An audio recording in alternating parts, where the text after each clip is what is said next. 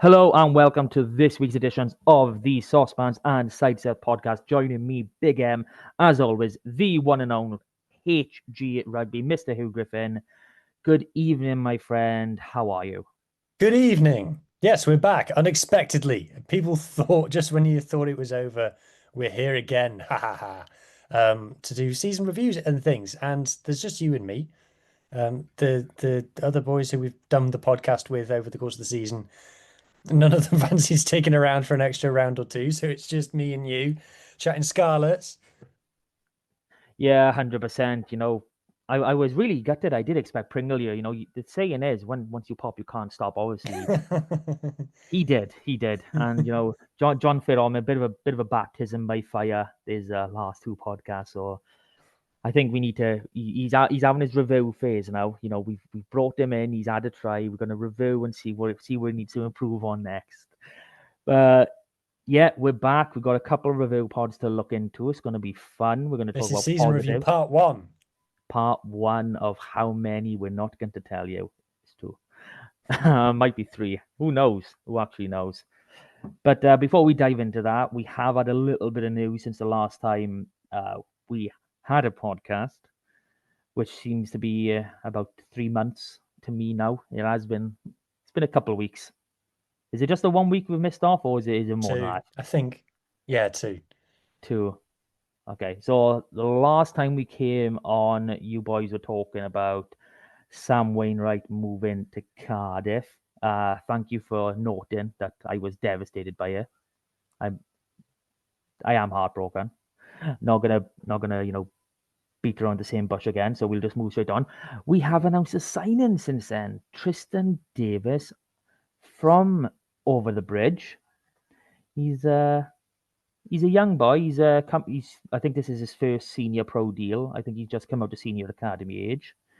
So we've picked up another back row after you know offloading a couple through the season, and I believe some of our senior academy forwards might be off as well. So what are we thinking about Tristan? He's had a good couple of appearances this season. Yeah, it was a bit of a surprise, wasn't it? Because you think, what is that a position that we're needing to sign in and things? But then kind of like looking into it, it kind of makes a bit of sense. So I don't think he's coming in to be first choice. Mind you, all the signings that we made last year, we didn't think any of them would be first choice. We all thought that they were all going to be back up to whoever. And it turns out no, most of them went on to play for Wales. So yeah, and from his quotes, he seems excited to be coming. Um, he might be another secret Scarlets fan, judging by some of the things that he said, and how he didn't need asking twice. Um, so I think if he's a number six, which looks like he is, he hasn't played tons and tons of games in his career so far at pro level. I don't know, Matt, if you know if he's been in the SRC much. I can't recall seeing his name this season, at least. Obviously, Welsh Premiership before that, we'd have to go. He would have obviously played a fair bit in that. But, like you say, and he's coming in the six. Like, there are some rumors still floating about that there may still be some changes that come to our squad. There might still be players to leave. There still might be players to come in. I would love it if the club would come out and say, this is our squad. We're done for the season. But obviously, we just get to speculate until then. But looking over, those back row options, and obviously, Via has been our six for majority of the season. We know he's not going anywhere for a while. Hmm.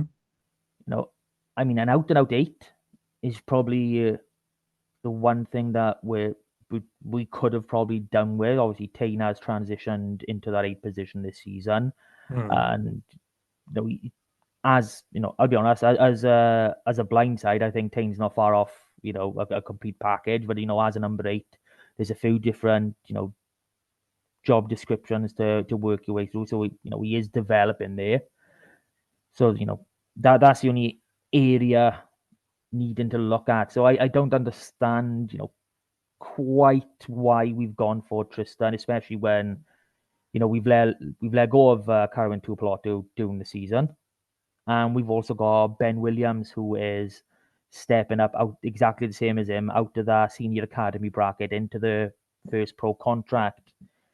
So it's It seems like we want a big six, doesn't it? It seems like we want a kind of hybrid, and I believe Tristan's 6'4", something like that. yeah, I got 1.93, so that's bang on 6'4".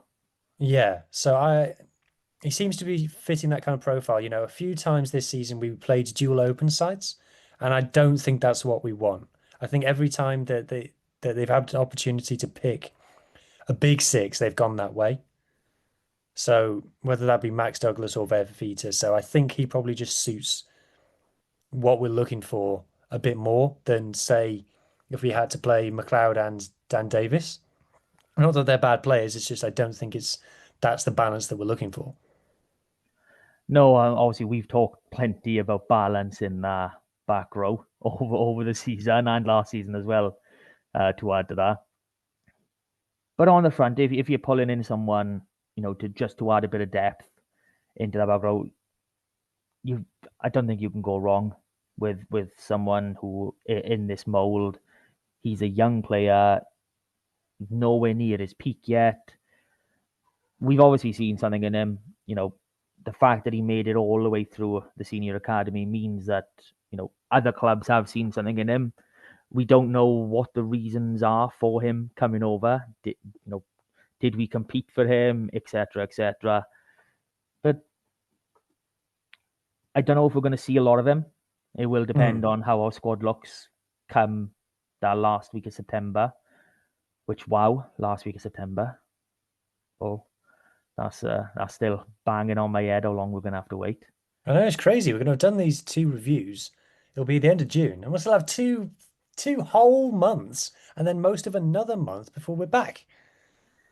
It's ridiculous, and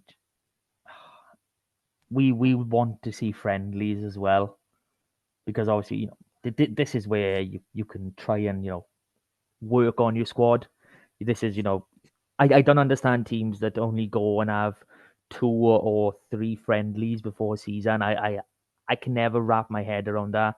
I want to pack as many friendlies in as humanly possible. Don't mind having the week off before the season actually starts. Have 2 weeks to know. Okay, these boys are fit. These are the ones we're going to be working with.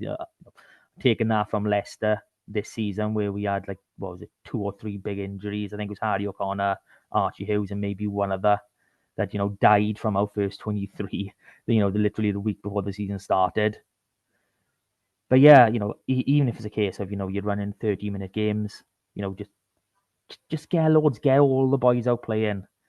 That's what I want to see, and I want to see these different combinations coming in because obviously we don't have a great deal of new boys coming in. What is it?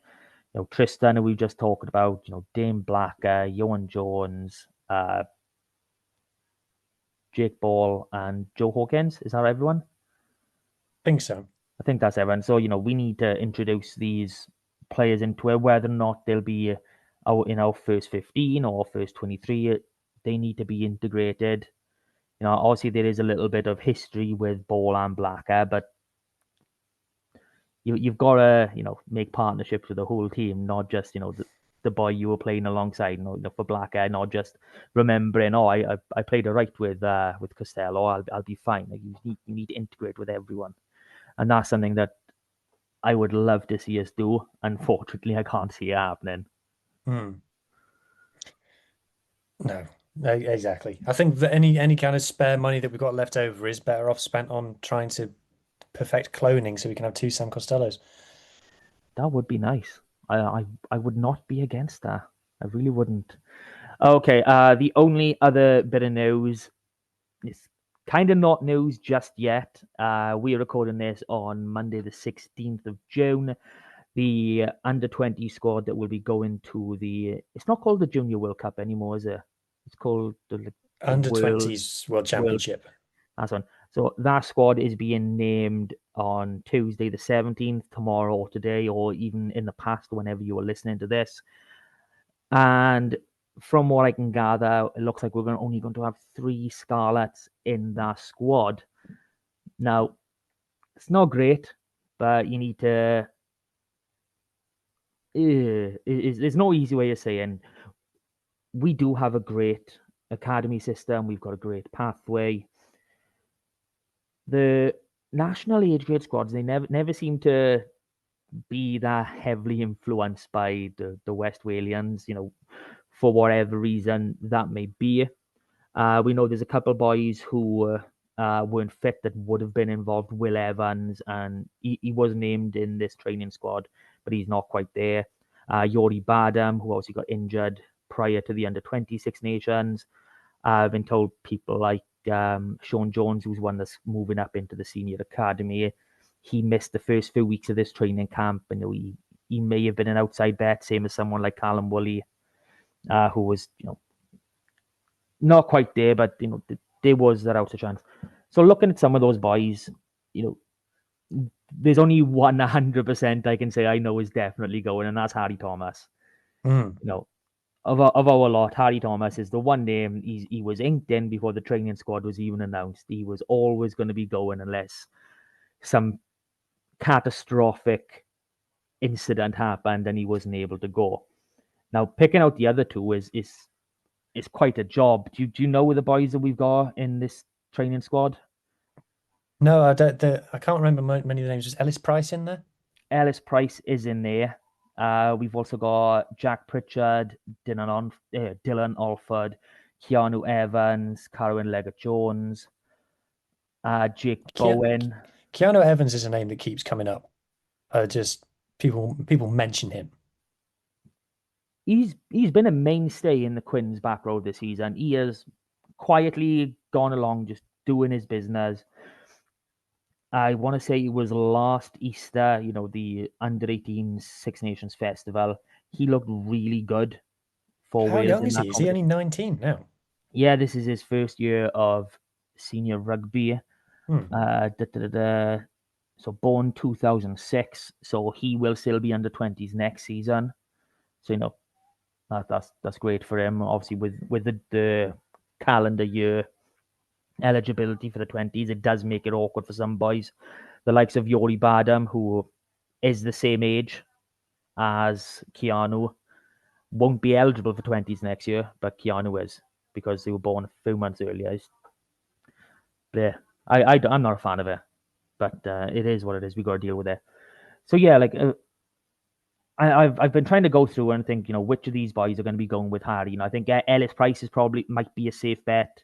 Yeah. He was in the under-20s Six Nations squad. I believe he came off the bench twice in the last two games. Didn't get many minutes. Hmm. And then I don't know who this other one's going to be. I'm really interested to find out. Like I think it could be Jack Pritchard, the tight dead. Uh, he's a man after my own heart. Of every time I've seen him play, you know, he's not the tallest, but he's really thick set. He's got a good build on him. Last time I saw him, I think he was he's gingerish. He might be full ginger now saying that. I sort of skinhead sort of look, and he just loves a scrum.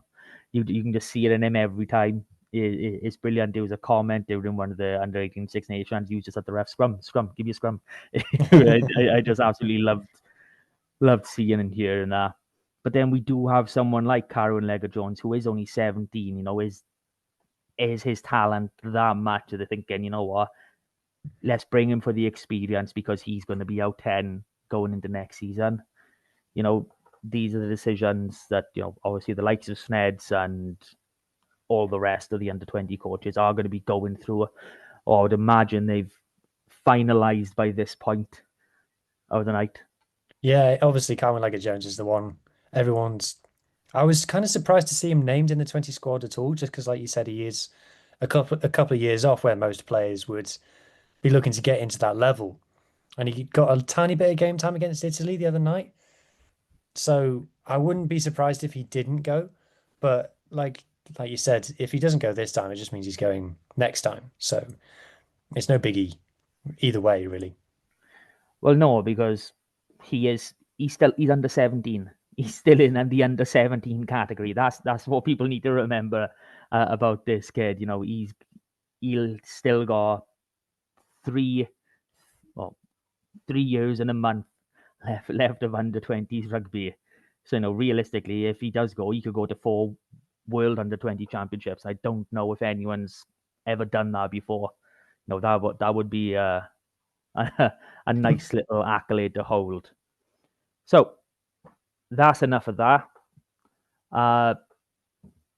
Community news. Obviously, there hasn't been any games for a while. The fixtures are out for next season. Obviously, the leagues have been all set. So I believe All Wales Sport have got everything up to date for you. So if you're interested in finding out where your team are, if you don't already know, shame on you. You should know. This is your club. Just pop over there, have a look, pick your favorite fixtures, and maybe work out when Scarlets are away, when you can't make it, and go support your local. It's a bit of fun. On to the main reason we're here: reviewing the Scarlets season. So we've gone back and forth about how we're going to do this. First, it was game by game, then it was block by block. Now I think are we sticking with the 4 games at a time?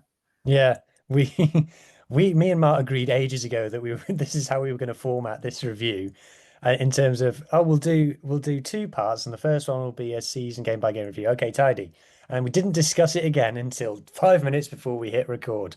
So we've managed to come up with what we think will work, and then once we've gone through the games, all 23 games that the Scarlets played this season, then we'll do a bit of stats, a bit of a chat, and then we'll see you again for part 2. So I guess, Mark, in the name of we want to get this done this side of Christmas, we better make a move.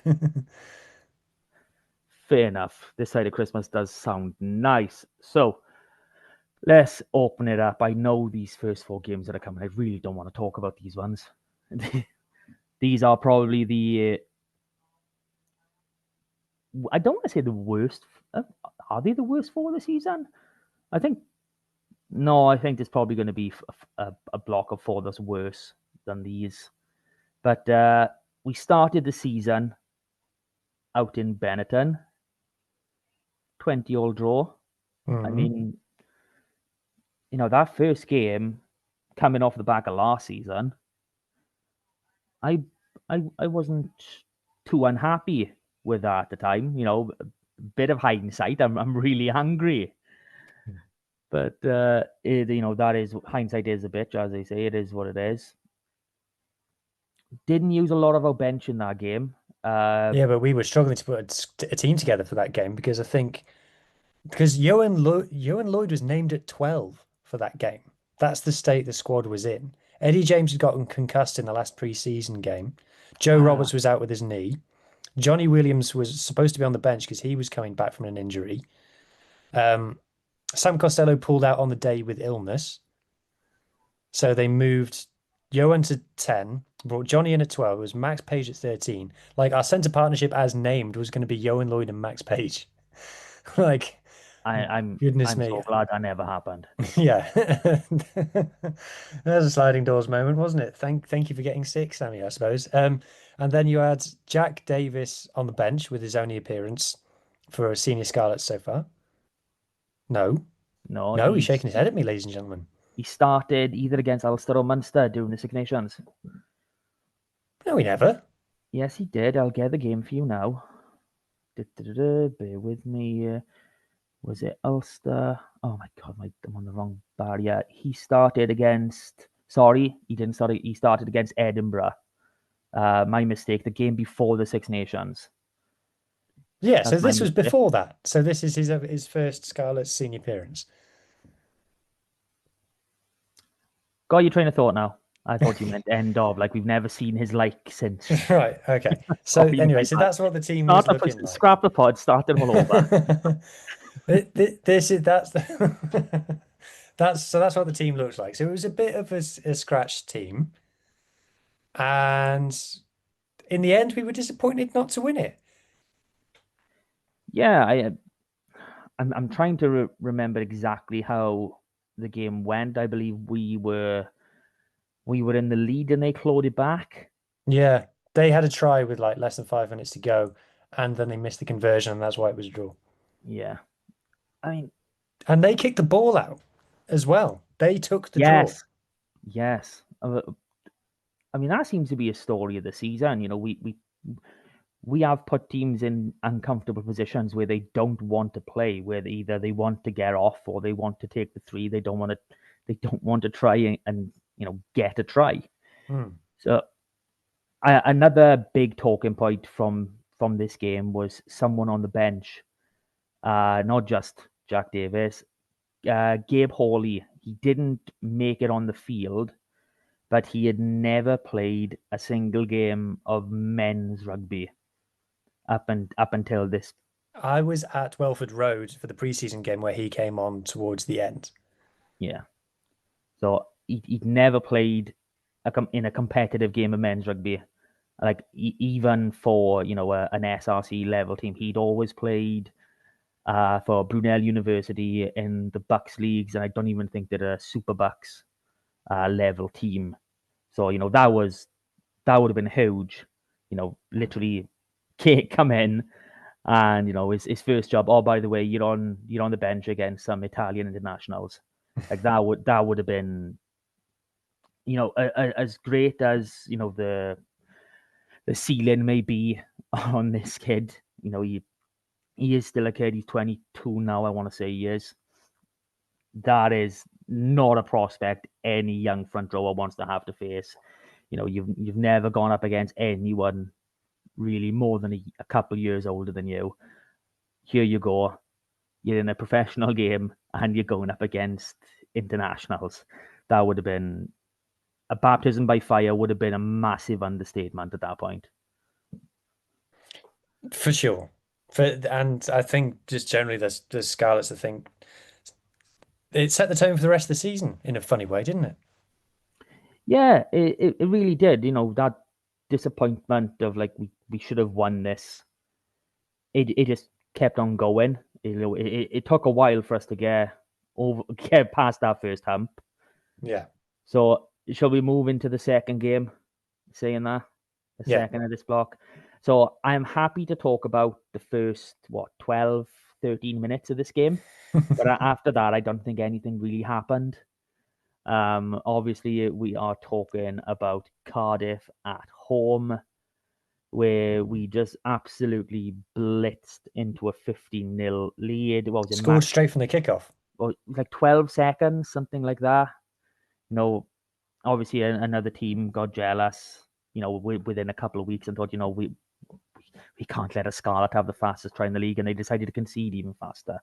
But that's a story for another day. Yeah, based on the Leinster winning the URC the other day, the number of they broke a few records in that game, and it's the number of those records that had been set by the Scarlets in 2017 or 2018 is awesome. So I've seen oh yeah, I forgot that we did that, all Johnny McNichol's stats from 2018 and stuff. Oh, the hat trick and things Yeah. like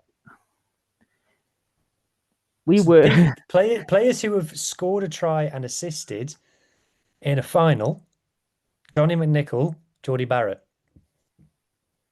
Now, I'm not saying that Geordie Barrett is as good as Johnny McNichol, but you know, I think they could have been all Blacks greats if Johnny McNichol hadn't seen the light and decided to play for Wales instead. He didn't see the light to play for Wales. He saw the light and came to Llanelli and played for the Scarlets. Playing for Cymru was never a big draw for Johnny McNichol. It was always the red Llanelli that he wanted to wear. But no, okay, so For a long time, this Cardiff one was the worst result of the season, wasn't it? For up yeah, and for I think for some people will still say that this is the worst we played all season.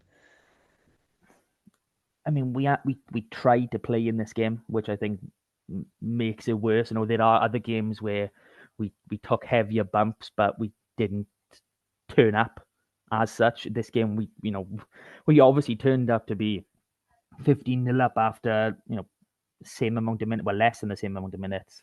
Yeah.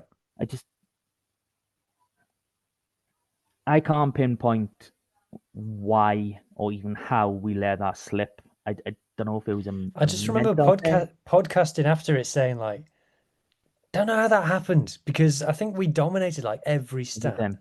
apart from the scoreboard, which is obviously the one that matters, ho ho ho cliche.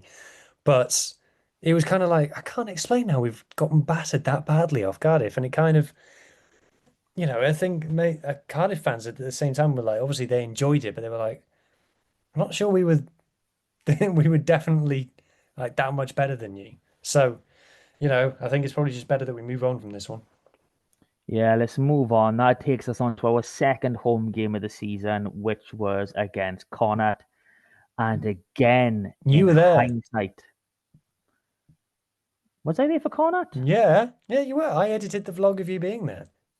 Ah, we have it confirmed by Mr. HG, Hugh Griffin, that I was there for Connacht. I'll be on. I can remember being there for Zebra. I couldn't remember being there for Connacht. I mean, The maybe that's why. the thing I remember from editing that vlog of yours was when we were down like two scores at half time, and you just looked at the camera and you went, "We'll come out after the half time, two quick scores, Scarlets will win this. Bonus point victory, here we come." And I was like, bloody hell, Mark, only you think like that, but you were nearly right. Like, you've got to be positive.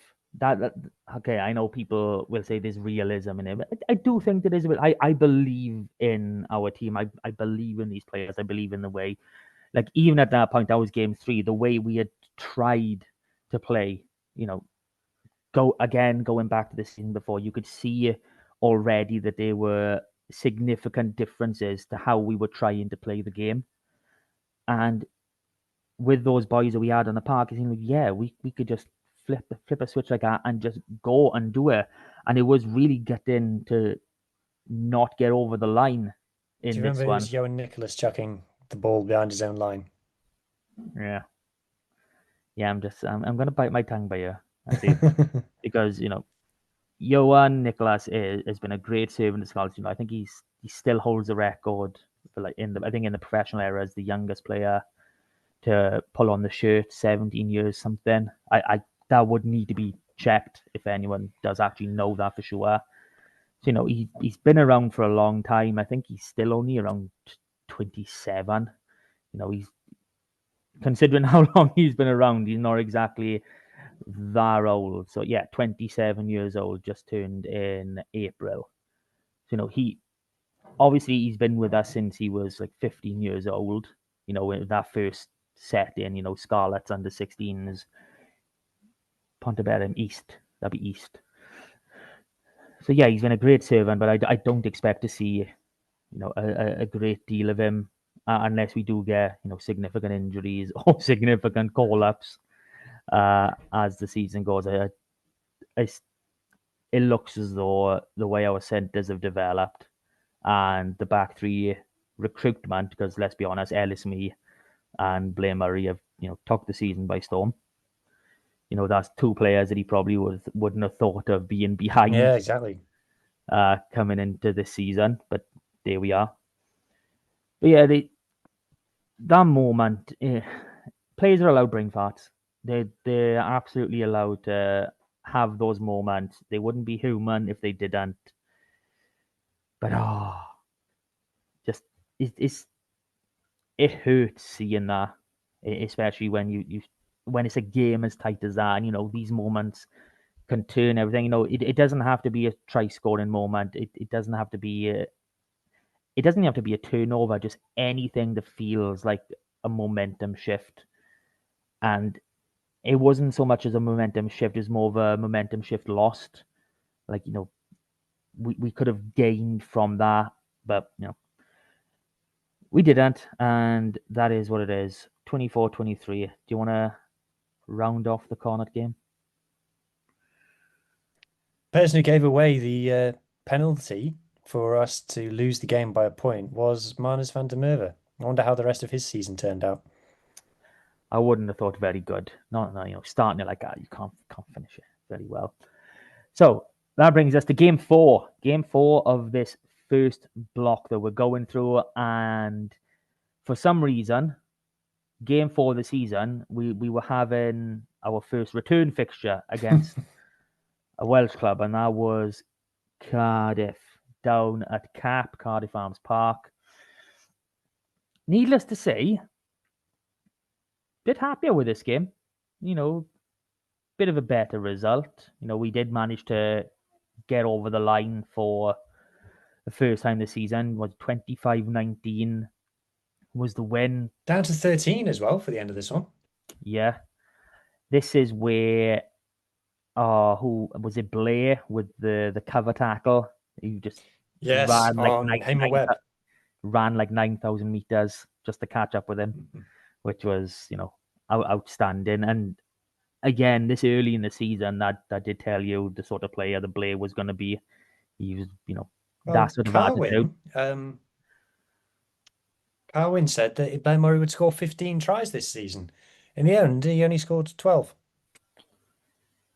Did he only score 12? I'm sure he scored more than that. I'll tell you now. Hang on.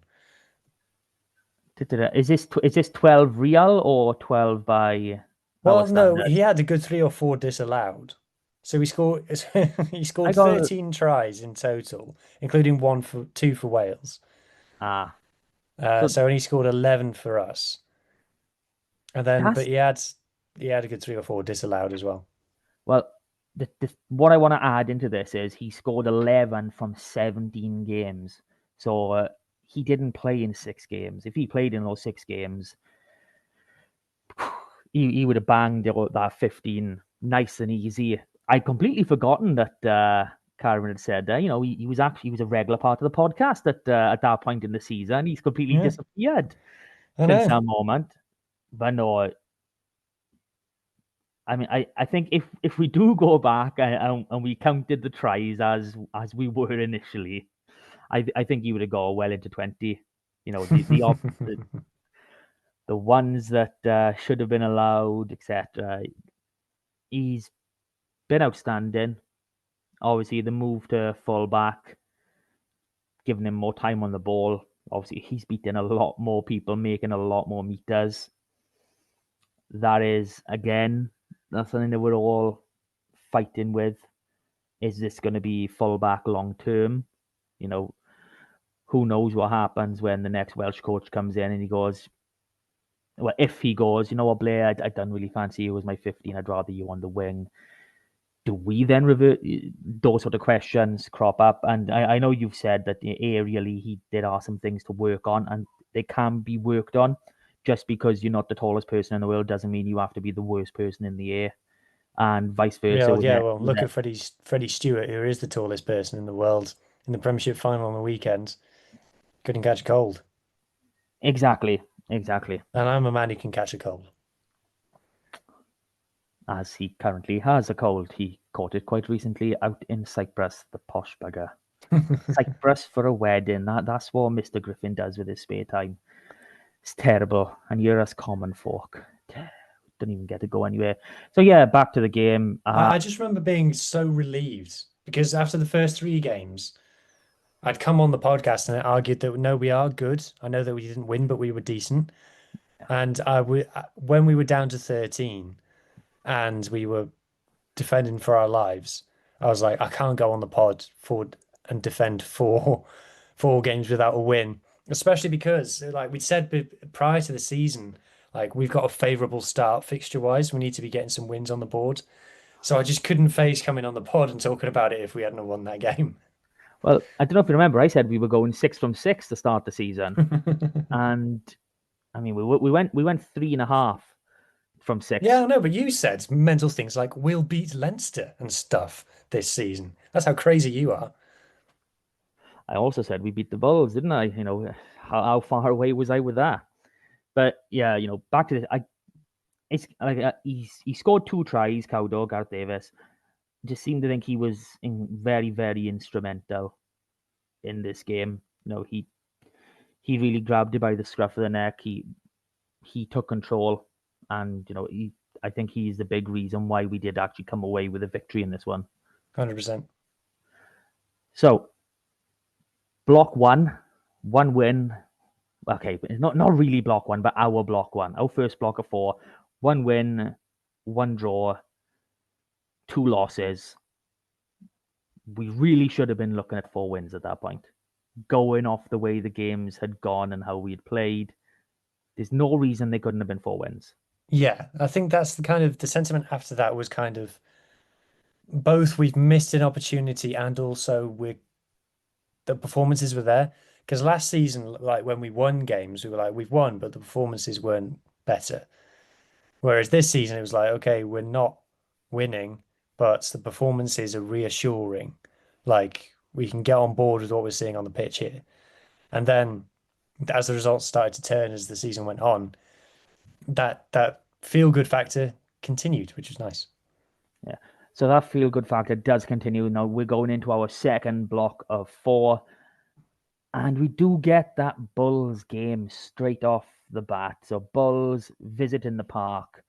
Obviously, the Bulls have never won at the park because Because they're not as good as the Scarlets.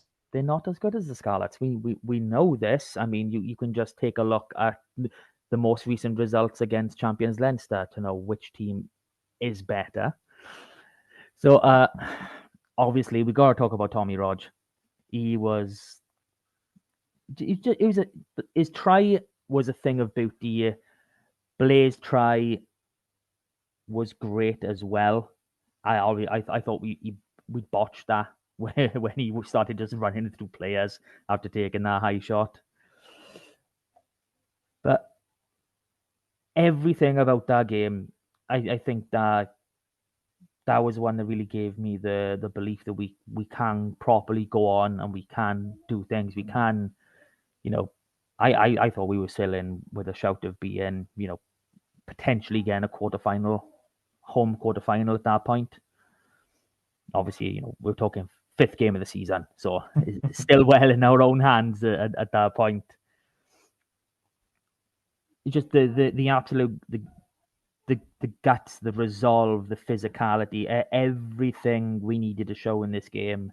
I think the squad took a lot from this game from the rest of the season.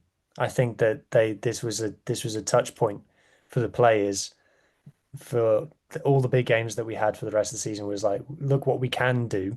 Because like remember the game was won with a scrum penalty. We got a scrum penalty in the 81st minute against the Bulls to win a game. Like so I just remember Josh McLeod just like dropping to his knees like ah. So I think because we our first try was him crashing over from a tap and go, Yeah, which I remember at the time thinking, why have we gone for a tap and go? Like we're not going to beat the Bulls in a physicality contest, and we did.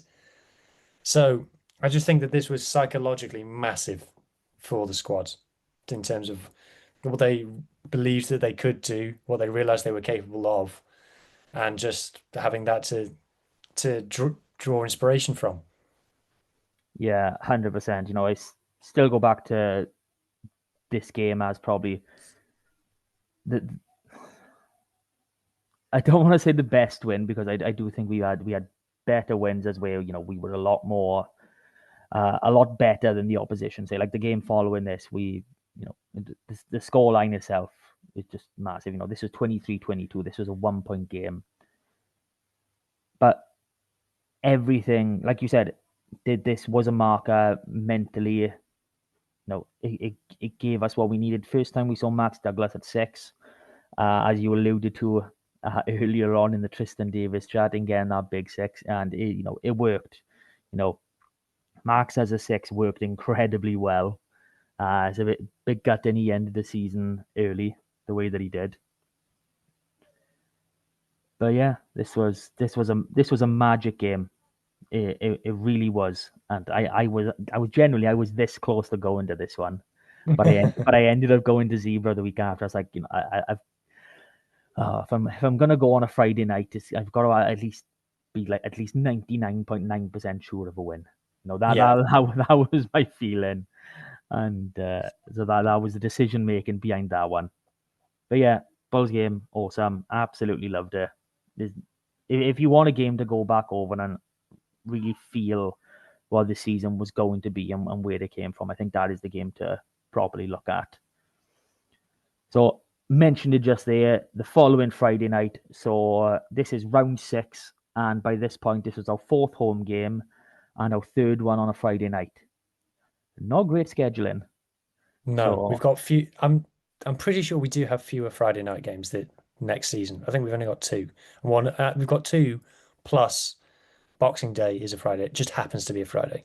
yeah, so if you just look at the pure dates, it is 3 Fridays, but obviously that Boxing Day makes it into 2 because it's Boxing Day, it's bank holiday, happy days. Yeah. Yes, and again, all 3 of them were in October. If you said to me, oh, there's Friday night games in April and May, I'm like, oh, that's not too bad. I don't mind. Or even early September. Then again, the league doesn't start till the end of September. But having them in those months is it's not the nicest, especially what was it, 7:30 kick? Yeah, all 7:30 kickoff, so they're hard times. So I do remember this one a little bit more because I can remember Max Page scoring a good try on this, and this was the game that I got to have the ref mic on my ear for the first time, and I'm gonna plug it again because that thing is amazing. I have used one before, but it was like one-off years and years ago. So getting it again, just hearing everything, hearing that it gives you that community feel. And I know I do bang on about that a bit, but when you're on the sidelines, when you're literally 2 meters away from touchline, and you can hear everything that's going on, having that on your ear, hearing everything. Obviously, it helps with the refereeing decisions as well. When we don't have the link up with the TANI system to hear the referee, so it just emphasized everything in the game for me. I loved it, and anytime I go back to a game now, if there's an option for that mic to be used, I'm bloody using it 100%. Ref radio, I think they've called it. But the game itself, it was a comfortable win, 30 points to 8. It was a bit But of a flat first half. I think we might have been losing at half time or just ahead by a point or something. yeah, I think we spoke about it after, and again we come back to the Bulls game before, the emotional high of getting that win, the manner of that win. When you're going up against Zebra the week after, and obviously at this point, Zebra was still, probably odds on to be 16th come end of the season. I don't know if they'd had any wins by this point. I can go in and have a look if you really fancy it.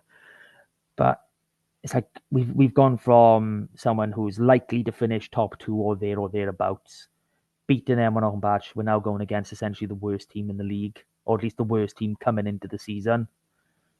So getting that emotional level the same. I think Gareth Davis as well in his post-match interview said that he was worried about that. They asked him like, "Oh, how was that?" And he goes, "I was worried coming into this game because we were so focused on the Bulls. I was worried that we were going to let it slip against Zebra." And like I said, in the first half was poor, and then in the second half we started playing some nice rugby. And obviously, it's just will always be remembered as the Max Page try game where Eddie's given the soft hands of death on the halfway line, and he's done the rest. He's just flown around. Like he's not just done a straight line pace. He's literally gone around people as well, which is always funny when you see the man position, the fullback or the wing or wherever is positioned where they are, and they still get done on like an Takes him on outward the arc. outside. Yeah, you can't. Obviously, it does happen, and when you've got someone with that sort of top end pace, they can do it. I'm not saying you should be embarrassed by it, but you need to make at least make them score in the corner if that's the sort of thing. If you're going to get outpaced like that when you're the last man, you've got to at least try and get them into that 5 meter channel. Yeah. But that's about as much as I can remember from this Zebra game. Yes, me too. So I didn't bring this up to you before, Pod, because I don't know if I really want to discuss it or not. There was technically a 24th game. So we played a development fixture during the Autumn Internationals. Do you remember it? Was it against Exeter? No, that was last year during the Six Nations. It was against the Dragons. Oh yeah, and we got hosed. It was just after Di Flanagan got let go. Wasn't it kind of like we'd had a bit of a nod and a wink of we're going to play this kind of level team, we'll play this kind of level team, and then we turned up on the day and it was like, hang on a second. Yeah. So it was meant to be a pure development, academy level, or fringe player sort of team. So quite literally, I think Morgan Jones is our oldest player. We had boys from Swansea University come and pitch in. We had boys from our under 18s. You know, this was quite literally a development. Like, not all of these players were even contracted to us, or even in an extended academy spot. So that was the agreement. It was going to be mostly academy players, and then they just turned up with essentially a you know a professional squad, which wasn't ideal. Did take a thumping, but is what it is, and we move on with the world. So autumn internationals end, and we then go up to Glasgow. So okay, I'm gonna say this is game 3. Glasgow's game 3 of this block. So we lose out 17-14. Now I can remember at the time people were going about, it wasn't Glasgow's first 15. Like, we had a tremendously good season with injuries that we managed to get majority of our first 15 on the pitch every game, unless we chose to. So when people say, "Oh, it's not their first 15," well, you don't get your first 15 that often. Hardly ever. I mean, do you look at Leinster's squad for the last 3 games and go in the playoffs and go, "Oh, that wasn't their first 15 because there were a few players missing." The squad's for a reason, and especially when you do go up to Glasgow and against Edinburgh, this is 2 teams for a nation bigger than ours. 4.5 million or whatever it is in Scotland to service 2 teams, as opposed to 3.5 for 4 with us. So I don't take any note of those sort of comments, even when we'll come on later to another game against a different nationality team that we were up against. But I can remember watching this one and being like, yeah, we're doing this. We're going up. We're gonna do Glasgow on. We made Glasgow take a kick at goal. We made Glasgow take a shot at the 3, which they never do. I think they did it twice or 3 times the whole season, and one of them was against us to beat us. And obviously this is going off memory. Like, I haven't even watched the little highlights to refresh my memory. But I can just remember it was obviously it was a tight contest, 17-14, really not ultra low scoring, but low scoring game. But I can just remember the dog and the boy, just the fight, the scrappiness of every ruck, really, giving it that contest, making them work for everything. And like you said, they did go for the 3, which Glasgow do not like doing, and unless they've have no other choice. Speaking of, though, I think the reason that we lost this one was we didn't go for a 3, which we should have done, and then we went for a 3 that we shouldn't have done and missed it, and then we tried to do a drop goal, and it became very evident that we had not trained how to do a drop goal.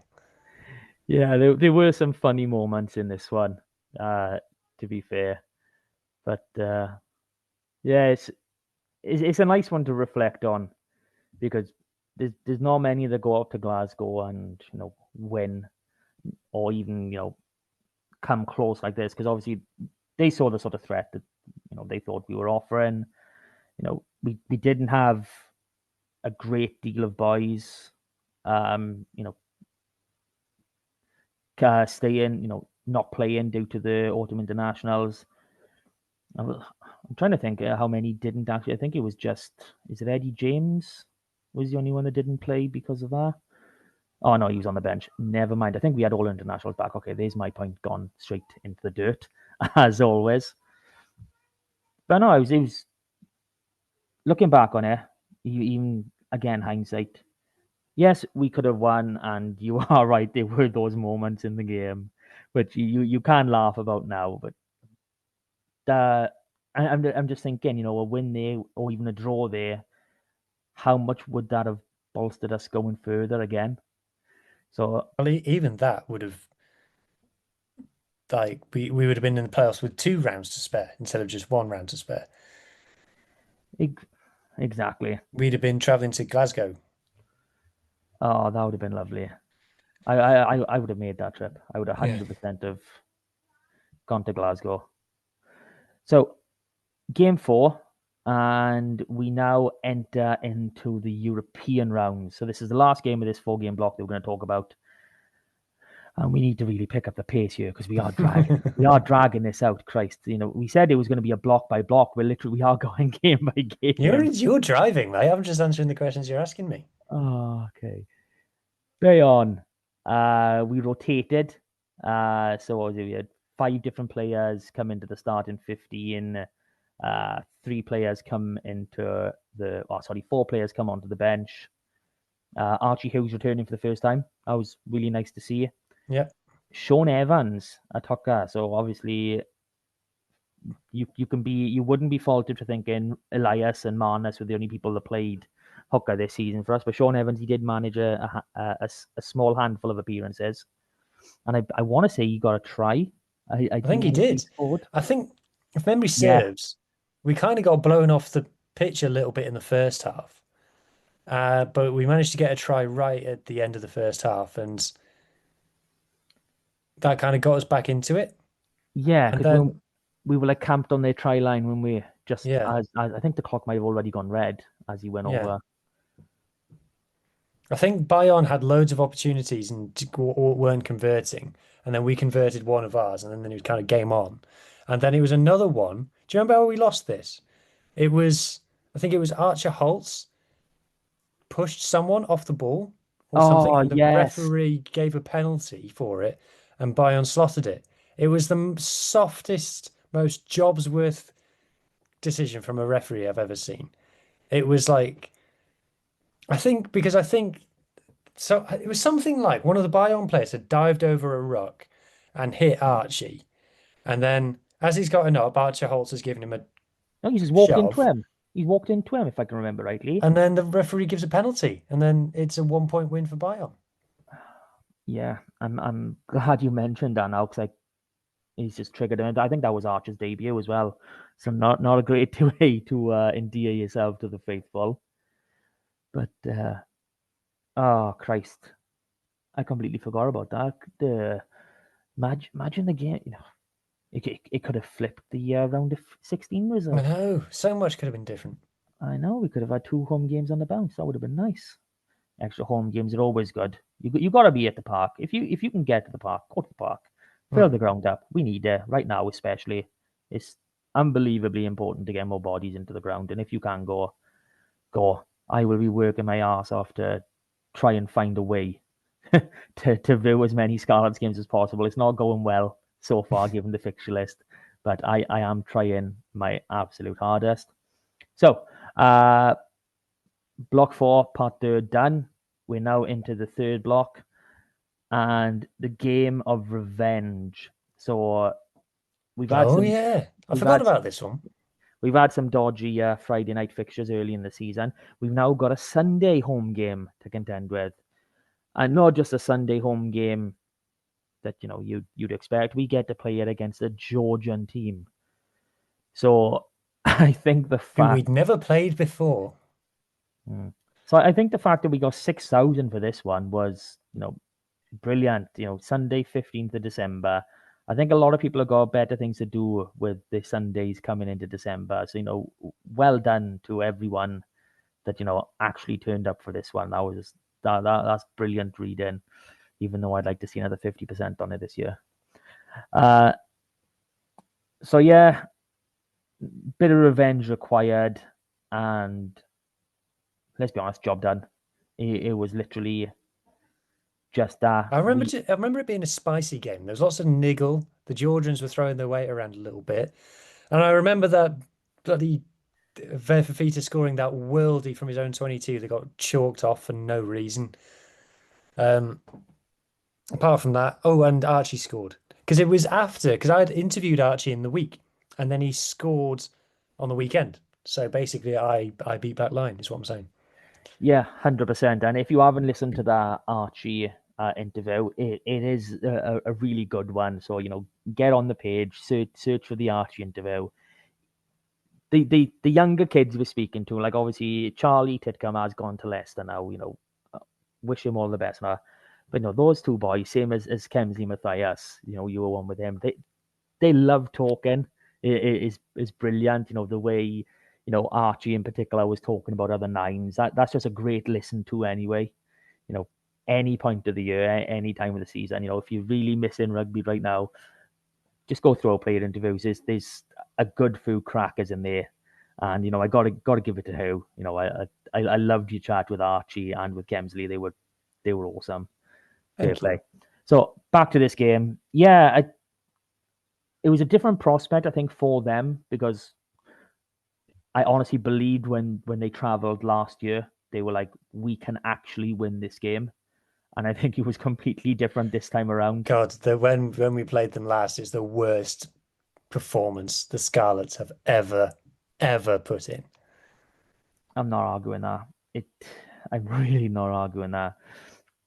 So yeah, it was comfortable. It was 36-18. 6,000 people again on a Sunday afternoon at Christmas. Awesome stuff. Yeah, and like you said, Archie, he got the fifth and final try of that game. And, bonus point win in Europe. So happy days. That set us on our way there. So game two, there was, a lot of issues with this game because it should have been on Boxing Day. But apparently some teams, they're not allowed to schedule games at their home It was stadium on a just a certain bit day complicated for reasons.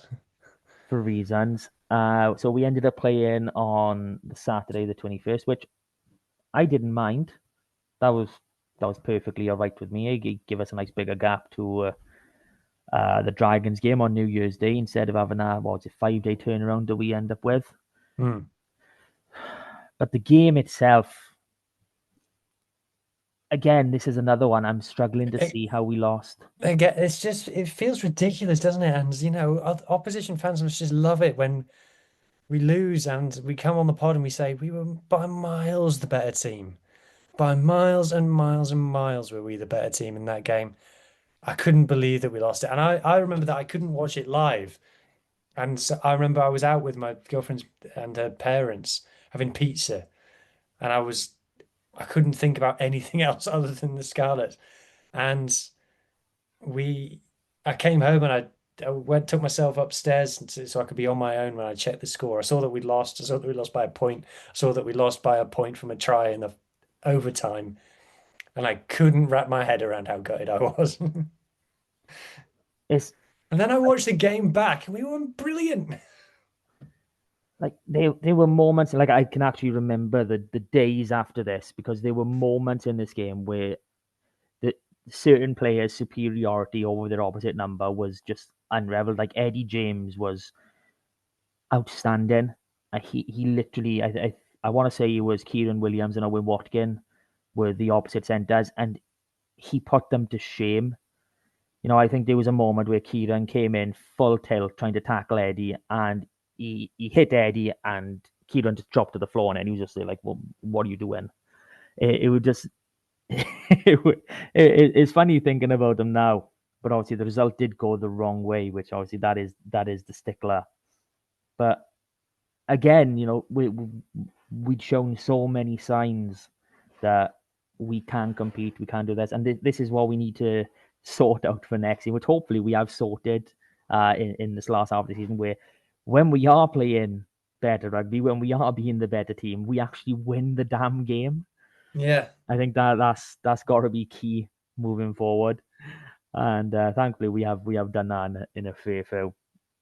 I mean, derbies are always interesting, and form does go out the window to a certain extent because obviously they were on a real bad run, but obviously they changed their coach, and I can remember saying in the week they've changed shit. They Something's not going to go down well now, Hmm. but it came out that way. It came out that way, unfortunately. Happy to move on to New Year's Day. Have you got any last things to say? No, let's move on. Let's move on. So we're into the new year. We're into 2025 now. Finally, after literally an hour of talking, we're only now into 2025. So this was the Dragons at home, New Year's Day. I want to say it was last year's Dragons where Sammy missed the penalty kick Yeah, to win the at game Rodney Parade. at Rodney. It is nice to play Dragons at Rodney. I'm just going to say that for the sake of it. So 32-15, we got the win. We got the bonus point. I think Blaine Murray got a double. Blaine Murray got a double. Yeah. Yeah, So we had a try of the season nominee in this one. I think we went from our own 22. Uh, just playing bars rugby, really. And I remember we were in the group chat with Gav and Jamie, and I think, do you remember the Dragons were wearing this weird Germany kit? oh, I know. Yeah. I got you. And Gav put something in the group chat, like something along the lines of, "Why are we looking like Germany and you're looking like Fiji?" Because we were just like offloading everything, and it was probably the most fun game to watch of the season up until that point.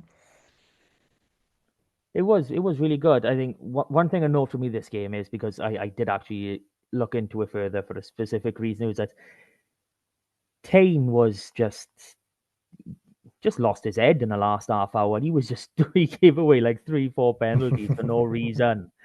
And okay, the game was won at that point, but it just makes thankfully I weren't looking at it till after the fact. If I'd clocked it during the game, we're like, Dane, what are you doing? But it was like 4 penalties in the space of something like 10, 15 minutes. It's a case of like, oh, Dwayne, you should need to get him off. Like it was that sort of performance where, yeah, I like it with his a bit of niggle. And I like to see the players. And Tane is definitely someone who has got that sort of not so nice streak in him. And Mm. we did see it a bit in there. We have seen bits of it. His control in that, because obviously people think he's a penalty machine. He's not. He's not a penalty machine. He's a back row forward that competes. If he gives away a penalty a game, I'm okay with it. Okie dokie. So last game of this block is a game that you went to, and you definitely went to this one. It was Gloucester. Oh yeah. Uh, so Oh yeah, this was our worst result of the season to that point. yeah, so third round of Europe. Obviously, we'd won one, lost one at this point, 2 bonus points picked up. So, we were still in a good position. We could have still gone for a home quarter-final, if not a home semi-final at this point, you know, Hmm. with the way that bloody pool groups and unbelievable. And the main thing I remember from this game is even though Gloucester won 31-7, I don't think they were all that good. And Ellis Me put Josh Hathaway in his pocket all game. Elliot Smith put Josh Hathaway in his pocket. Eddie James put Max Llewellyn in his pocket. It was, I think, two or three of their tries were from nothing. Like there was one where a ball bounced off a man's head and they ran the length and dotted it down. So, and I just my abiding memories from this game is obviously the Scarlets fans in the shed being Well, amazing, and then also Sammy breaking his collarbone. And I remember seeing him receiving treatment on the pitch, and the physios lifted his arm up, and he's jumped about 3 foot in the air because it hit him that bad. And that was almost curtains for our season. That moment, that was almost curtains for our season. Cowdell came off the bench in the second half and changed the game. Maybe should have come on at half time. But I think this is one where our back line had an average age of 22. oh, bear with me. I do actually have it. 22, bang on. Yeah. So Not even points, 22 flat. yeah. So it was I think looking back on it, they had clearly made a decision on Challenge Cup away games to rotate. And it just backfired in this situation, unfortunately, with the injury to Sammy. Um, so yeah, just disappointing. And I just remember being frustrated of like why we were trying to just play phase play on the halfway line. I was like, please stop doing this. Please stop playing like this. And we just didn't. Yeah, just it is up there. Like I got 3 games that I'm really not happy about in this season, and this is one of them. So, taking us into our new block. Is it a new block now? Yes, a I new don't block know. now. So that's game 12/13. So the final game of Europe, the pool stage, was against Van at home, and we brought amazing fans away with us to the shed to Gloucester, and Van brought some amazing fans from Brittany over to us, and Yeah, they've been relegated now. I'm sad about that. Their fans were great. They really built up this game as a Celtic derby because they view themselves. So people who don't know, Brittany, yeah. Brittany in northern France, Breton is a language. It's very similar to Welsh. They've got a national anthem of Brittany.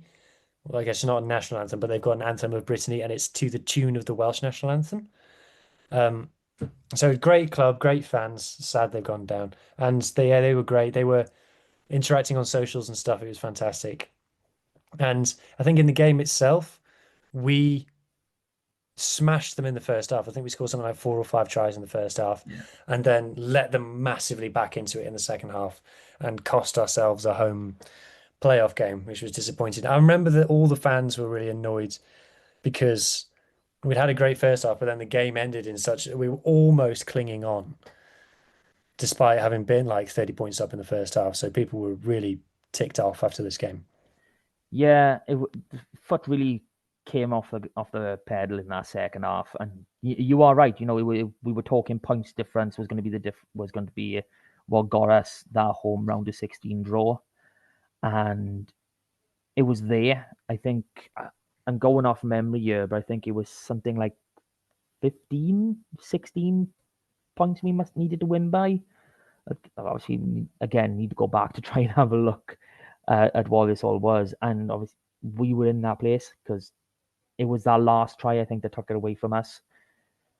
It was good. It was a great experience. It really was, you know. And I've pitched the idea of having a little preseason competition.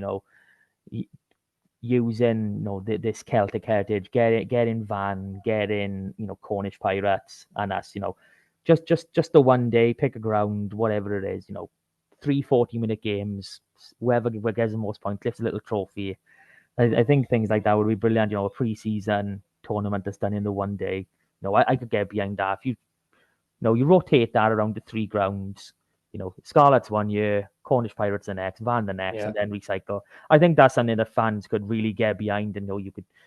It gives you that bit of feel of the olden times where you had that yearly annual trip somewhere, like we do with the Boxing Day where we play them or whatever. I think that would have played into that, which would have been great. I can't see it happening, sadly. Breaks my heart. Hmm. But there we go. So we now hit the Six Nations period because all of our players have gone, and we get Our to entire play. back line got picked for Wales. Our entire back line got picked for Wales. Was there any real surprise, though? No, let's be honest. They are that good. Hmm. So Edinburgh came down to the park. Thankfully, Scotland are a two club country because this could have been a different result. I couldn't watch this one either. You know where I was checking the score from this one from? I was in London, and they've got this cable car ride over the city, and I was in one of these cable cars, God knows how many feet above London over the Thames, checking my phone, and the missus going, "Isn't it lovely? Look at the views. Look where you can see this and you can see that." And I'm like just staring at my phone, waiting for the. Why isn't it refreshing? Um, so that was my experience of this game.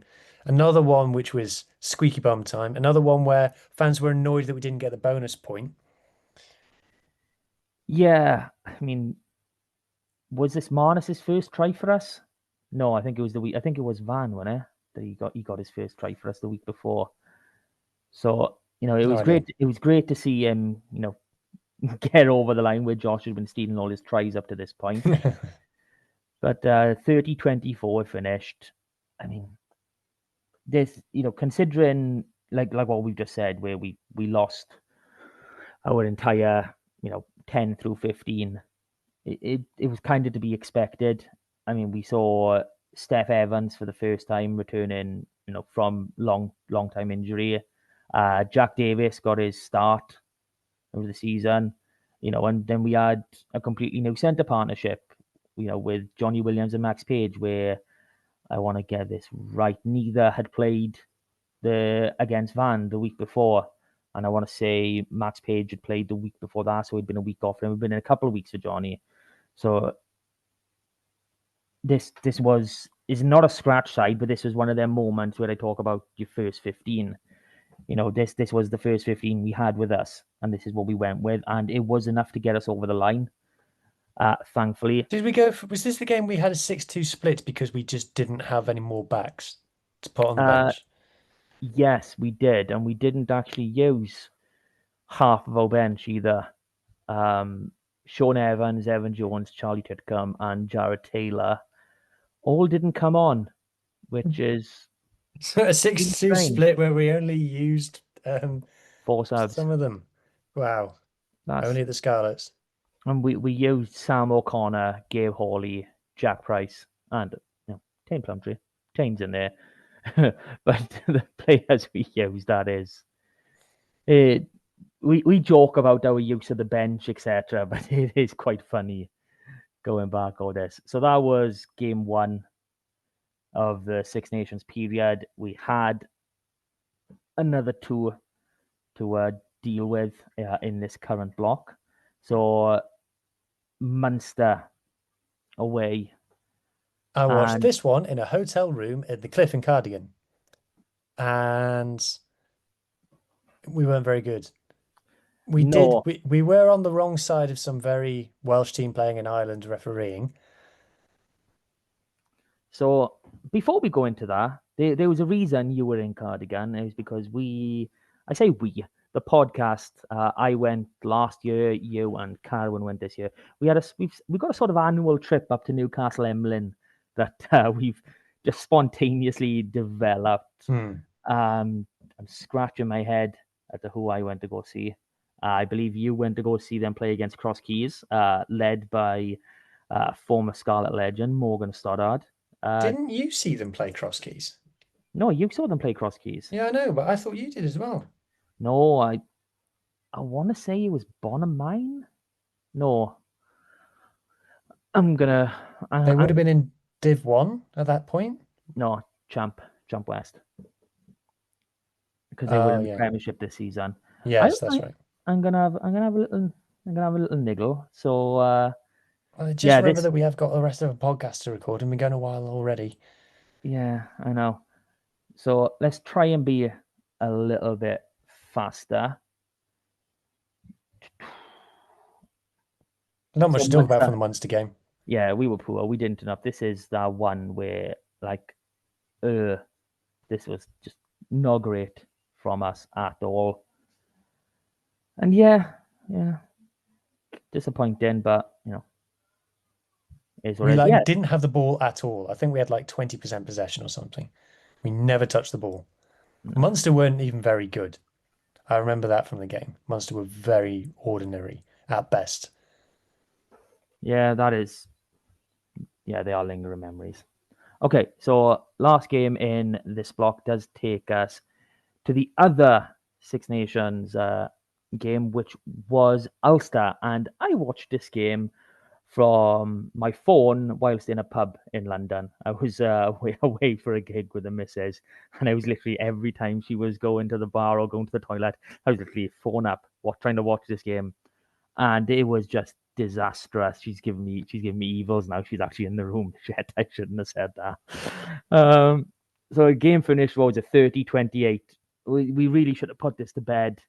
This is the most angry I was all season with this one, because I remember giving it the big one in the build-up, because saying, if we are a playoff level team, we need to be beating Ulster, because Ulster were rubbish at this point of the season.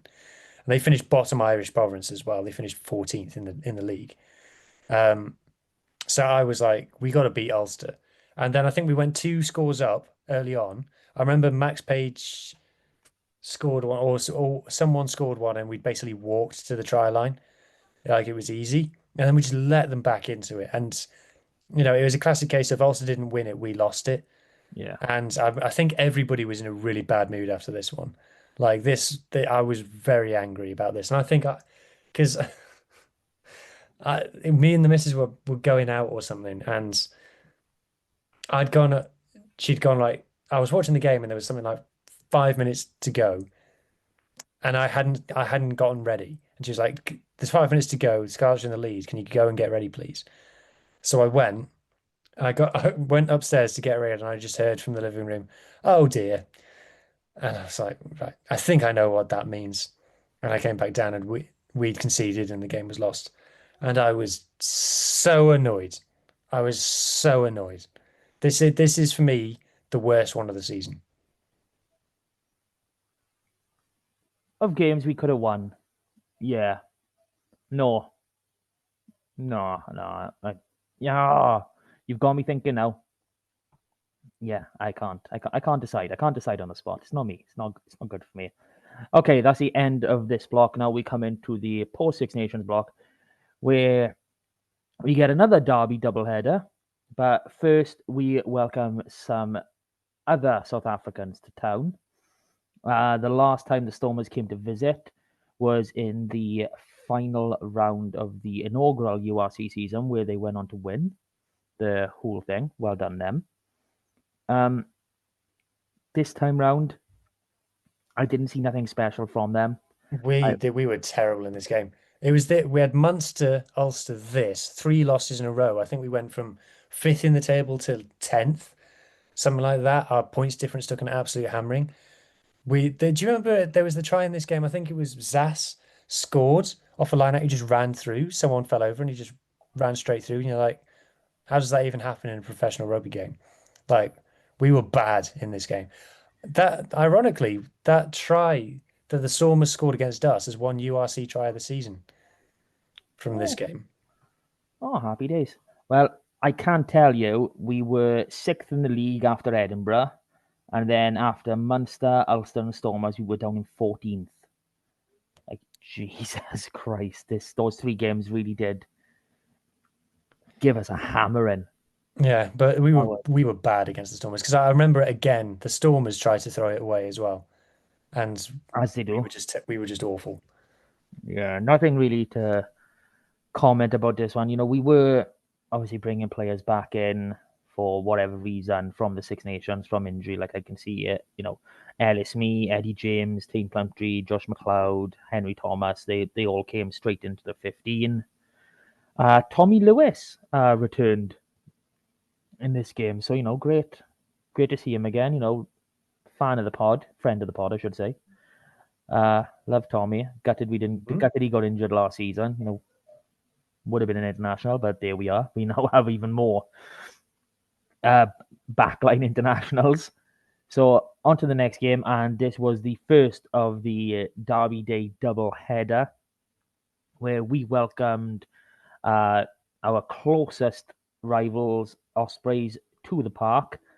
And considering it was a Saturday 29th of March, it wasn't a bank holiday or nothing. I would have liked to see a few more, but 11,384. It's a great attempt, really good crowd, especially given again the season we came off. I've reiterated that way too many times now. I need to stop. Uh, I just don't think there was anything I didn't like about this game. Oh, I didn't like that we went 17-0 down. I didn't like that we had the worst kickoff restart ever. I missed the first half of this, for good and it reason. was a good job because I remember saying like if I'd have watched it live, like when I watched the first half back, because I watch all the games twice. I watch it live and then I watch it back again. When I watched the first half back, so I was seeing it for the first time, um, I was like, thank God I didn't watch this live because I would have had a heart attack. I would have gone into cardiac arrest at how bad we were in that first 20 minutes. Yeah, we were bad, but at the same time, I'm obviously you know me. like you said, against Connacht, I was still there going, yeah, we're doing this. We're going to win this. Nice and easy now. I I was like, we've given them those points. We've gifted it to them. So, all we need to do is just like, stop giving them the points. And again, I'm I'm remembering confident. things about the first derby now that I didn't mention the first time around that I'm annoyed about, but it's too late now. Yeah, let's not go back through that. We'll have to rewind. We're already what's on like an hour and 20 into this. Apologies if you've made it this far. Amazing. Like, share, subscribe, 5-star review. 5-star review and call us shit if you have to. Just make sure it's 5-star. That's the only one that counts. Uh yeah, so 38-22. Obviously we were that it was that weekend was like 17-0. That scoreline was just detrimental to anyone who held it. Yeah, Ulster went 17-0 up against the Stormers and lost. Oh no, Stormers went 17-0 up against Ulster and lost. Um, but yeah, in the end, we battered them, didn't we? And we got a man up. We scored what I think was the try of the season, was Joe Roberts' score with the Alec Hepburn basketball pass with the lovely late sweep around. I loved it. I thought that like I said, I picked that as my try of the season. So in the end, a thumping victory for the Scarlets. And then we had a week off. Yeah, we did. We told all the boys, go on holiday. Just we need your shadows for the next game, and that is. I think this is very similar. Uh, I hate saying this, but we were very identical to this opposition in the fact that we definitely targeted one game, where they definitely targeted one game. Um, Obviously, we wanted the league, we wanted it more, which is why we turned up in that game, and they wanted Europe more, which was understandable. They could have they got the home quarter final, they could have had a home semi final, and then it was Cardiff for the final, which that would have been a no brainer, and It would have been against Bath. They would have lost that. yeah, but still, I'm assuming they would have got some sort of cut from the attendance, so that, like, I don't know what the attendance was for the Bath Leon final. It was Leon, wasn't it? I'm not making that up now. Yes. But if it was a Bath Ospreys final, you'd imagine that stadium would have been pretty full. So, oh, come on, be nice. Anyway, yeah, we didn't turn up in this game at all. I think we named an unchanged 23 from the league game to the European game, and I don't think any other team in Europe named an unchanged team. No, there were some changes, like Jack Price and Alex Craig swap, bench to start, and Ryan Elias Marner swapped. But that was literally it. It was the same 23 players, as you said. And yeah, I don't want to say we didn't care, but we, we didn't care. We got the job done. We would have been nice to have got this win and go out to Lyon. Yeah, it would have been. But we didn't know it was going to be Lyon, and it could have been a case of, if we would have won, we would have needed to fly to South Africa with like 6 days notice, and that was just a no go in anyone's mind. So even without knowing that Lyon were going to win, I'll take this. I'm happy with the way it played out. On the off chance it would have been that, because that would have been. Yeah, it worked. It was a blessing in disguise in the end, wasn't it? It really was. We got that extra week off, and it kickfired us. So obviously we had that win in the league the week before, and now we're on to the back in the league now for the rest of the season. So I want to say this is game 4, this block, and it's the final Welsh derby of the season, and it was Judgment Day. Yeah, Judgment Day I was there. against the Dragons. You were there. Very typical Wow. Scarlets Dragons in the Dragons massively turned up for it. I remember that when we were camped in their 22, and I remember when we finally scored, I think it was Henry Thomas got over, there was sarcastic applause in the stadium. It was like, oh, well, you've scored, have you? Finally.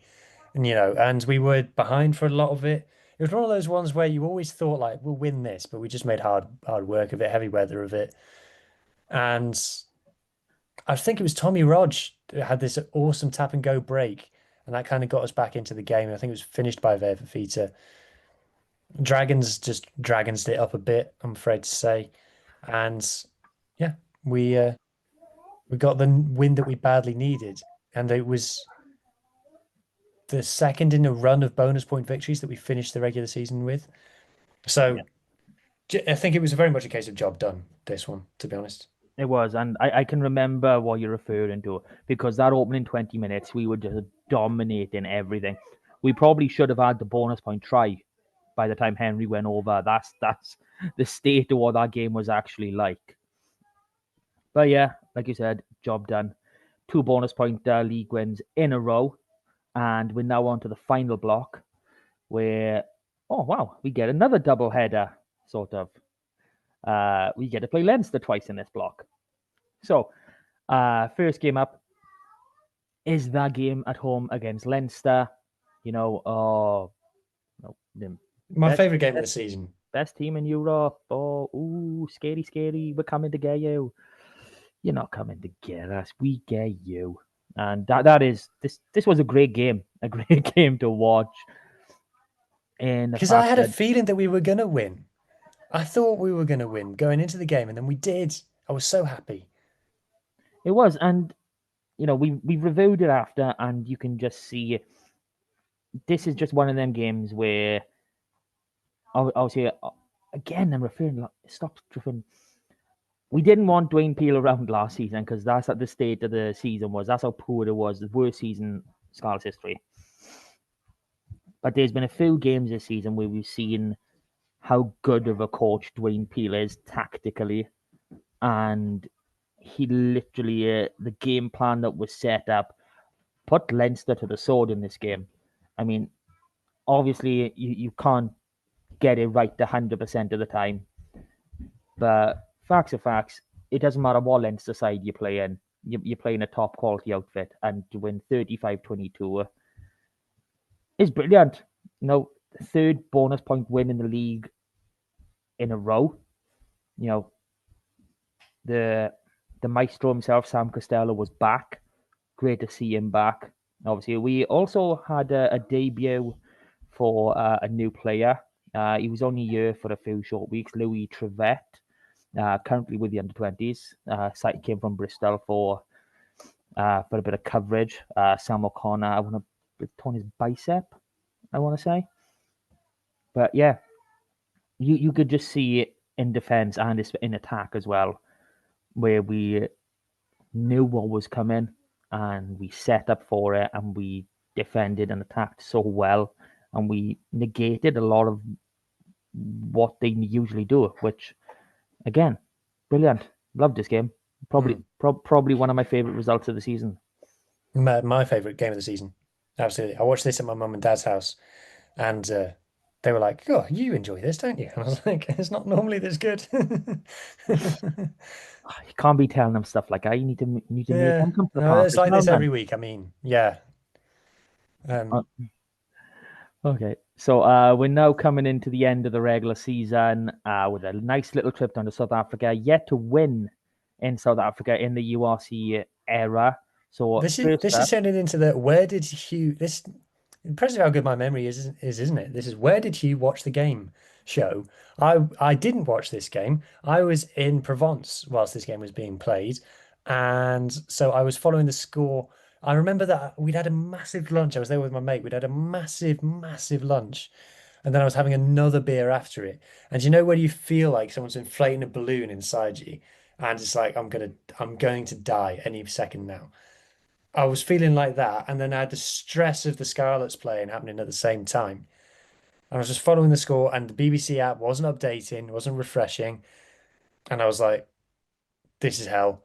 And then we got into something like a 21-5 or a 21 something lead, and then they got back within a point, and I was like, "Oh God, it's happening again." And then we got that late try, and it was all good, and it was our fourth bonus point win in a row, boys. happy days. It was great to win down there. A bit of a duck off our back, so to speak. Sammy But with yeah, a drop goal. yeah, snap drop goal. That was no, this wasn't the snap drop goal, was it? This was a But normal no, drop he goal. got two. He got two. Two in What? 2 weeks. Yeah, 2-2. This wasn't. No, this was the right-footed one. Yeah, this was one with Yeah, his right foot. yeah. I can't argue much from anything you just said. But for those who are listening, who doesn't have a great memory? He just carries a journal with him everywhere he goes, and he's just written all his notes back down. That's all it is. You're not putting me to shame in that category at all, are you? But That's a good question, Matt. I'll send you it in the group later. Where was I during every Scarlets game this season? Anyway, anyway, okay. So that was the Lions, a nice 32-19 win. On to the final regular round of the season, game of the season against the Sharks, and 12-3, but loss, obviously. This is up there with one of my favorite games as well, because I really, really enjoyed the physical battle in this. It was just great.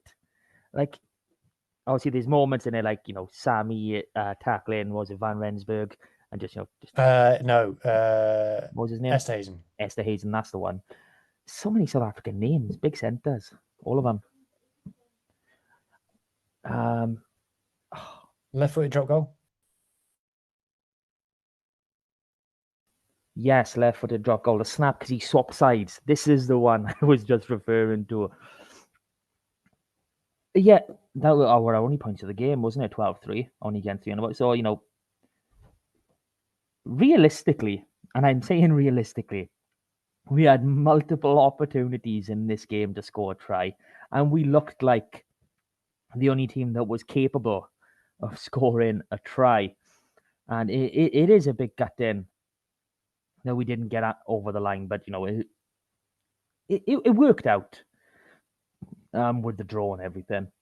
But I just loved every encounter of this game. It just seemed that everything was at a higher level, and like it just seemed that everything was just turned up that extra notch. It was just really, really good stuff to see on, obviously being in South Africa, I was watching on TV, obviously. Just every collision, every contact area, they just seem to be something happening. And I know I've spoken before with some of the best games I've seen are like really, really low scoring. This is one of them. Yeah. There's just so much enthralling about it. Like the scrum battle was brilliant. Every physical contest, there was something to watch and something to admire, which I loved. And that is me down to a T. Yeah, and it worked out in the. I think a loss probably suited us for where the fans wanted to go for the knockout game. Yeah, and we needed to give away that penalty in the end as well. Yeah, Because if it was 9-3, that would have been disastrous. Absolutely disastrous for us.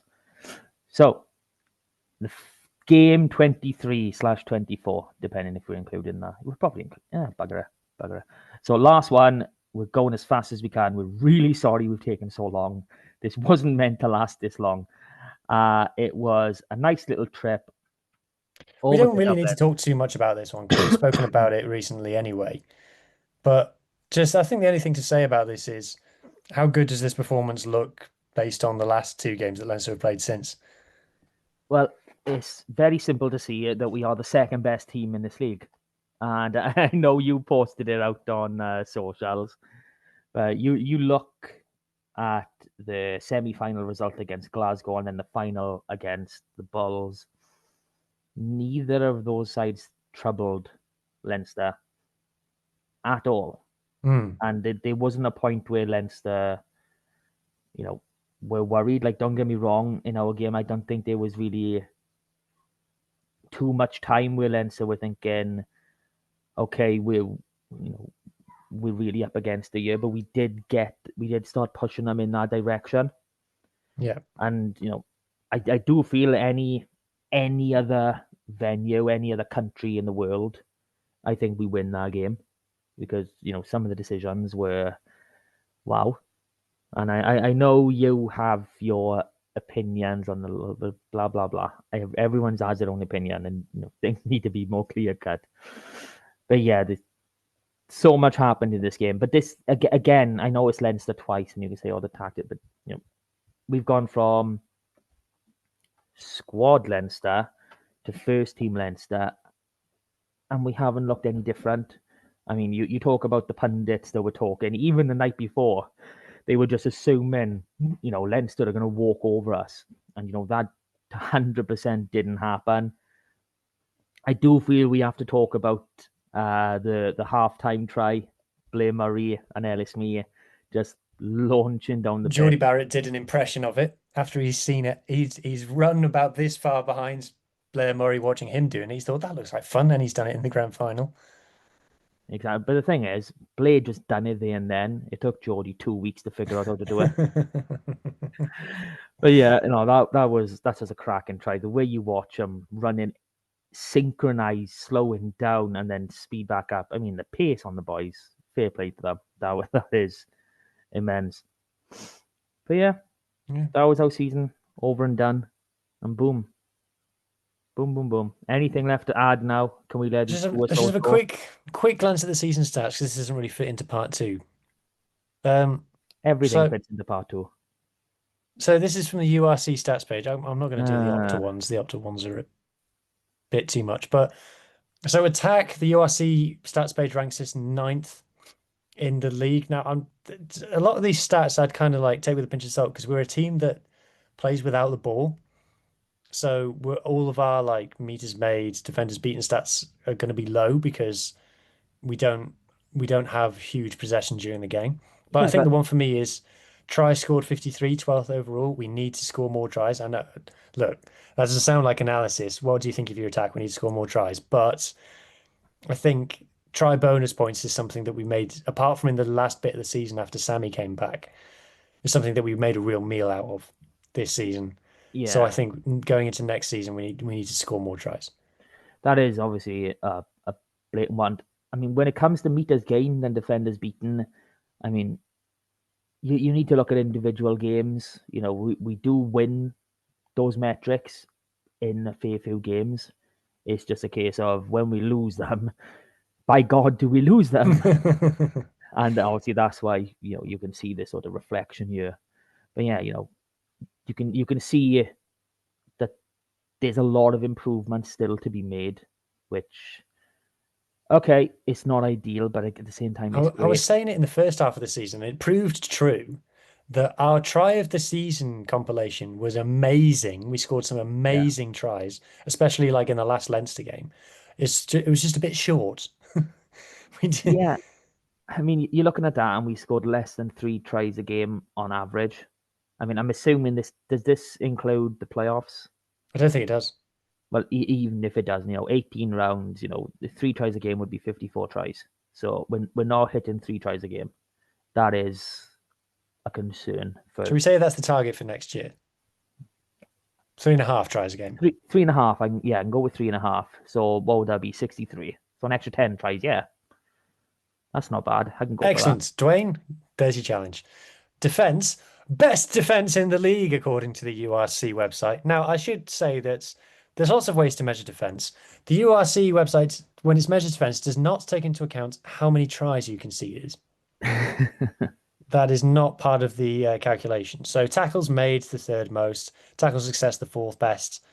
Tackles missed, the fourth most as well. Turnovers lost But is this, somehow a defensive stat. this is where the URC site is a little bit thingy, because where it says fourth for there, you know, is that the fourth least? Because if you were first for tackles, like what way round are they doing it? I don't know, Mark. I don't know. Exactly. I don't understand how turnovers lost is a defensive stat, as an attacking stat. But turnovers 1 second. And I think we had 2 or 3 players in the top 5 for turnovers won. Plumtree, Marnus, and Josh, I think are the 3. Yeah. So there you go. Kicking. If we talk about That difference is, from last year, kicking, we didn't kick last year. We pretended we didn't have feet. This year, the fourth most kickingest team. First for penalties. Bloody hell, 33 penalties. That's a lot. That's a lot. almost for the game. Drop goals, 2, both Sammy, obviously. Kicks from hand, third. That's the big difference. That's the big difference this year, is kicks from hand, third. Kicks retained, mid-table, that's fine. Try some kicks, not amazing. Kick meters fifth. So I think for me, I'd like to see us. I do think that we're good at kicking to compete, especially if we're kicking for Tom to compete, Tommy Rog to compete, because that's his kind of superpower. I did think in the second game against Leinster, Sammy's radar was a bit off with his kicking to compete. He kicked a bit too long a few times, unfortunately. And then kick meters, I think we need, like I said, we need to kick longer. Like when I watch top 14 games, I'm like, bloody hell, they can kick from 22 to 22. We can't, we just physically can't kick the ball that far. So I would like to see that improve. Yeah, got no arguments here. I mean, I'm thinking, are we really fourth based mainly on the 33 penalties? Yeah, I don't think that should count. No, no, no, no, Um, not for what they're going at. Discipline, 15th out of 16. Scarlets give away penalties. But yellow cards, 18, one per game. um, the 15th most in, second most, I think that is in the league. But red cards, zero. No red cards. So there you go. No red cards. That's an improvement. I mean, one yellow card a game. I see. That's not good. Maybe we can half that. Yes. A yellow card every other game is our target for next season. Uh, It seems to be discipline has always been an issue, and it's never ever going away. yeah. I mean, penalties conceded 204. I mean, that's okay. You're gonna have some games. Oh, yeah, you got a That's 10. more than 10 a game. Yeah, that's that 10 number. Like, you know It's what I like mean? 12 a game. So anyway, right. Line outs, fourth in the league for these apparently. Again, not sure how that's. So line outs lost. You see, scrum offences sixth with 40. Again, when it says line outs lost 15th, does that mean we lost the second most? I don't know. This isn't very good. But line outs won some. Line out success third, 90%. We do have a good line out success. Line out steals mid table. I think I think we got a lot of line out steals in Europe as well, which kind of makes us think we got more than we did. yeah, wasn't really a great season for. Well, not I won't say we're not a great season, but last year we saw Via just destroy everybody's line I out. think he was this year as well. I think these stats are a little bit misleading, to be honest. Um, and then scrums. So scrums lost. Sorry, the scrums won lost. The way the URC website formats this, honestly, I think that means we won the third most scrums. Our scrum completion was 95%, which is the That's second best. awesome.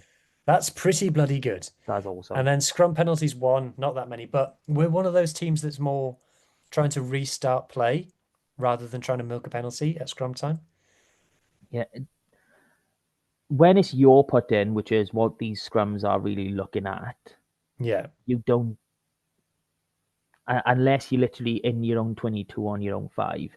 You're happy. You want the game to play out. You want to try something. You want to get that kick downfield. You want to turn the opposition. You want to try a set play.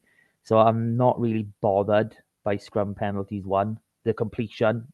That's the one for me. You know, 95% is outstanding. It really is. Yeah. Uh, okay, this is again where the URC website falls down a little bit. Leading try scorer Blair Murray with 9, no problem there. Tackle success, Tommy Lewis, 100% tackle success. You get good tackle success if you don't do very many tackles. Penalties, you obviously Johan Lloyd got the golden boot in the league. Gareth Davis kicked the ball the most of anybody, touched the ball the most of anybody in the league. Alec Hepburn, 4 yellow cards. I think that they must have all been in the first half of the season. And then Tame Plumtree, 20 penalties, more than one a game. Yeah, but again, there was that Dragons game where he conceded four, and the type of back row he is, if it's one penalty a game, I'll take it. For the type of player he is, I'll take that. I'm not bothered by that at all. You know, it, if we were in a position where we were striving for five or less penalties a game, which we're clearly not, then yeah, it's an issue. But I don't see no issue with Tane giving away Yeah. that number of pens. Other stats quickly. We were the second best for tackle evasion in the URC. We were Woohoo! pretty good on offloads that assisted line breaks. Yes. We were good for recovery tackles. Actually, we were the best in the league for recovery tackles. So that a recovery tackle is where A missed a tackle tackle. gets missed, but then someone else tackles them. 78%. That's pretty good. So that's Uh, scramble defense then. yeah, scramble defense, if you want to call it that. Dominant tackles, no, we weren't very good at those either. Set piece, line out success, we talked about. This is funny, the URC website has us down as whatever line out success, and the Opt has got us down as something else. Scrum completion, 96% Opta has us down as. But that's Where do we including like to Europe throw then, to in isn't the it? line out? It doesn't say. No, no good. Scrum completion is good, like you said. Didn't lose very many by penalty. Only 3.2 scrums lost by penalty. That's pretty good. More win percentage, pretty high up there in the league, in fact. Only Leinster better for more wins. We were 92%, which is good. Anything that begins with a 90 is good. More meter, no, nothing else about them all was particularly good. I'm not going to do any of that. That's a bit boring. 22 entries now. 22 Oh, entries, bad. converted. Only 7.6 a game, so that's something to increase on. Yeah, so again, not something to write home about. Tries, we were pretty even first half to second half. First phase, we started off scoring the vast majority of our tries on first phase, and kind of towards the end of the season, we learned how to do phase play attack, which was good. I think that was a big part of Costello coming back. Tries in our own half, okay-ish. Set try origins mostly off turnovers. We scored plenty of tries off turnovers, and that's kind of it. So yeah, like I said, the Opta stats are a little bit more boring, but I think all in all, a perfectly acceptable season. Perfectly acceptable season. Finishing second. Yes. Okay, we've dragged you on way too long. It's like an hour and 3/4. I'm really, really Okay, sorry. so next week we're back doing the squad rater, the squad tier list. Oh yes, happy days. Happy days. And we just don't include anyone that's left us. I'm not talking about them. You'll see what the categories are when we get there. All right. Well, thank you so much for listening. Thank you so much for joining me here. Nice and quick recap. That was awesome. Great season. Okay, good season. Great season next one coming. We're getting some silverware next year, people. Just believe. Just believe. We'll do it all again next week with that tier list. Here we go. Thank you very much for listening. Bye for now. Bye bye.